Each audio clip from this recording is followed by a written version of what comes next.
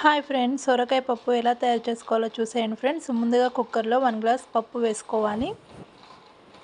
కందిపప్పుని శుభ్రంగా వాష్ చేసుకోవాలి ఫ్రెండ్స్. ఇక్కడ వాష్ చేసుకున్నాను. ఇప్పుడు సొరకాయ ముక్కల్ని వేసుకోవాలి. టమాటాలని కట్ చేసి వేసుకోవాలి. కొద్దిగా చింతపండును వేసుకోవాలి. కొద్దిగా పసుపును వేసుకోవాలి.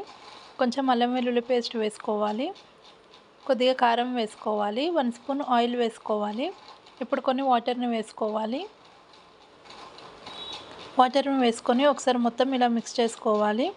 ఇప్పుడు కుక్కర్ మూత పెట్టేసుకోవాలి. కుక్కర్ స్టవ్ పైన పెట్టుకోవాలి.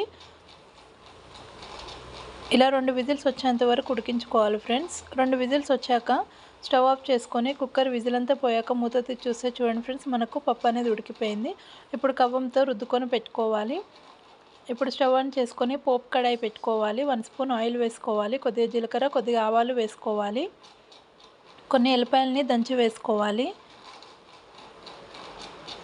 కొన్ని ఎండుమిర్చిని కట్ చేసి వేసుకోవాలి. కొద్దిగా కరివేపాకును వేసుకోవాలి. కొద్దిగా పసుపును వేసుకోవాలి. వేసుకొని ఇవి మంచిగా ఫ్రై చేసుకోవాలి ఫ్రెండ్స్. చూడండి ఫ్రెండ్స్, మనకు పోపు అనేది ఫ్రై అయిపోయింది. ఇప్పుడు పోపుని పప్పులోకి వేసేసుకోవాలి. ఇప్పుడు కుక్కర్ని స్టవ్ పైన పెట్టుకోవాలి. ఇప్పుడు కొన్ని వాటర్ని వేసుకోవాలి. స్పైసీనెస్కి తగ్గట్టుగా కారం వేసుకోవాలి. రుచికి సరిపడా సాల్ట్ వేసుకోవాలి. కొంచెం ధనియా పౌడర్ వేసుకోవాలి. కొద్దిగా గరం మసాలా వేసుకోవాలి. కొంచెం కసూరి మేతిని వేసుకోవాలి. కొద్దిగా కొత్తిమీరను వేసుకొని ఒకసారి మొత్తం కలిపేసుకోవాలి ఫ్రెండ్స్. పప్పుని మంచిగా మసల పెట్టుకోవాలి. చూడండి ఫ్రెండ్స్, ఇక్కడ మసులుతుంది కదా.